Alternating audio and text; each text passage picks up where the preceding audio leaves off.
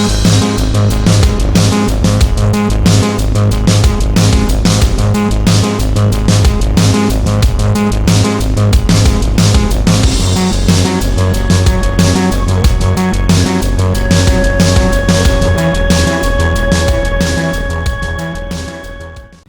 movie fans, so we're closing in on Star Wars The Force Awakens, so I thought I'd try and do something a little bit different. And every single Friday, leading up to Star Wars The Force Awakens, I'll be reviewing one of the Star Wars movies, starting with Phantom Menace, going all the way up to The Force Awakens when it comes out December 18th. My review of that will come up December 18th. So, let's kick us off with Phantom Menace. Yes, not the strongest way to start out, I know, but chronologically, we'll just take it in stride like all Star Wars fans had to. Now, off the bat, is Phantom Menace the best Star Wars movie? Absolutely not. It is really not that good. But in my personal opinion, in the whole Star Wars lexicon, it's not the worst movie. I still think that belongs to Attack of the Clones. I know in a lot of Star Wars fans' minds, though, it's by far the most disappointing one, because the original trilogy was something sacred. It's something special to a lot of Star Wars fans, myself included. And so when they heard that the new Star Wars movie was coming out, they were really let down with The Phantom Menace. And me, I was only in kindergarten at the time, so I didn't know how bad it was. I've come to realize how bad it is in later years, but I still have that tinge of nostalgia when I view it, and I acknowledge that. But overall, it's not good, but it's not that horrible. It would get progressively worse with Attack of the Clones. So, the positives first. There are actually some positives to be had in The Phantom Menace. The biggest positive for me in The Phantom Menace, as well as the rest of the entire prequel trilogy, is that of Ewan McGregor's ObiWan Kenobi. Before this, I liked Obi-Wan, but he really wasn't my favorite character. I really liked Obi-Wan after watching Phantom Menace. As I could tell, Ewan McGregor liked playing this character. He just felt like the perfect fit. At no point did I feel like it was someone trying to be Alec Guinness. I just thought, this is a younger version of the Obi-Wan we saw in the original trilogy. He's a good character, and probably, frankly, should have been the main character, which is kind of a negative of the film, is there really is no main character. Every film needs a protagonist, a character that you see the world through their eyes, and through them you come to understand the story, the plot, and just the whole greater universe. There really was no character of that in The Phantom Menace. There was like 5 different characters that were all central to the plot, but weren't actually that important. You got Obi-Wan, Qui-Gon, Anakin, Queen Amidala. All of them are just there, but you need that one to really latch onto, and there really wasn't. But I guess Obi-Wan is the closest, but not really. Piggybacking off the whole Obi-Wan thing, another huge positive to be had with Phantom Menace was who Obi-Wan and Qui-Gon fought throughout most of the movie with Darth Maul. Darth Maul was still the most underutilized aspect of the prequels, and this is the one where he's the most predominant in. Thankfully, in later years, George Lucas and those people working at Lucasfilms have corrected their error of killing off Darth Maul, and he is in fact brought back to life in the Clone Wars saga, which is in fact canon.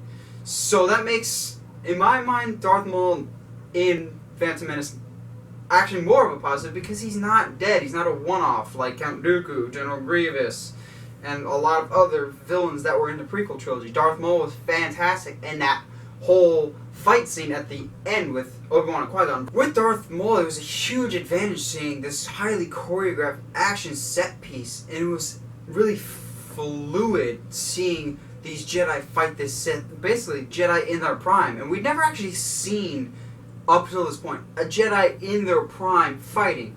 Look at it in the original trilogy. Obi-Wan, really, really old and could not fight anymore. Darth Vader, he's basically a robot. He doesn't have the same mobility as a Jedi. Luke was never formally trained in lightsaber fighting. Frankly, he's just awful at it. Even in his fight with Vader in Return of the Jedi, he's just hacking away like a madman because he's got no form or technique. But he was an interesting character, so we were rooting for him to win the fight. Whereas this one, we didn't really know the characters that much, so they had to rely more on the choreography and the stunt work. But thankfully, the choreography and the stunt work actually was pretty decent. Now, one positive of the film that I didn't actually view as a positive the first couple of years that I saw this, but have come to gain an appreciation for it later is the Podrace. Now, when I was a kid, believe it or not, I found the Podrace kind of boring. Now, the more I watch it, it's a very entertaining and engaging scene, and it's something different. If I was to tweak the Phantom Menace, I actually would still leave the Podrace there, because it was very different and unique. And yes, I know it spawned like 50 million different pod racing video games, which all were still pretty fun. Now, that's a lot of the positives, but there's a lot more negatives that outweigh this. The script is just atrocious. Star Wars, the original trilogy, is supposed to have a lot of fun, a lot of heart, and just your straightforward, pretty much action adventure story. This was convoluted with politics, trade negotiations, blockades. Like the opening crawl, right off the bat, you can tell this is very different. It doesn't feel the same. It was convoluted, confusing. The script was not very solid.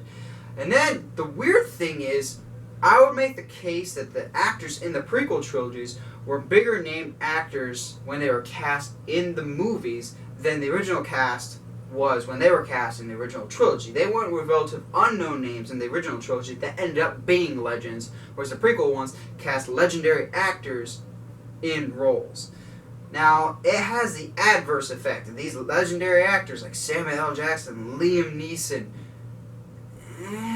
They didn't really bring it, especially Samuel L. Jackson. He was really wooden. But that was the theme for a lot of the prequel movies. When you first notice it in Phantom Menace, a lot of these performances are just really wooden and no emotion. People didn't really know how to express any feelings. And I don't want to point any fingers, but I think that's more or less George Lucas not really knowing how to direct his actors and say, this is what you should do in this scene. He was often quoted as saying, just do the scene again, just better. George, that's really not a way to tell people. You need to be more specific. So it really wasn't those actors' faults. They just didn't know how to respond in a given situation. Now, I still have a special place in my heart for Phantom Menace. It's bad, but I can at least watch it more so than the latter prequels, which are just as bad in my mind. So if I'm rating the Phantom Menace, I'd probably give it, to be honest, a 6 out of 10. Because, yes, it is bad, but there are certain points in the movie that I get entertained with. Like, anytime there's actually action, not just Senate hearings, then it's a fun movie. Like, the lightsaber fights are great, the pod race is fun, but then once you get the dialogue, it's just not that solid. But it's an enjoyable movie at 6. And even then, that's probably being a little bit lenient. Well, what did you guys think of Star Wars The Phantom Menace? Did you like it? Did you hate it like I know a lot of Star Wars fans had? Let me know in the comments below. And as always, if you like what you see and want to see more, subscribe to the channel or find me on Facebook, Twitter, or Instagram at 17 Movie Reviews. Stay sharp, movie guys and gals, and may the Force be with you.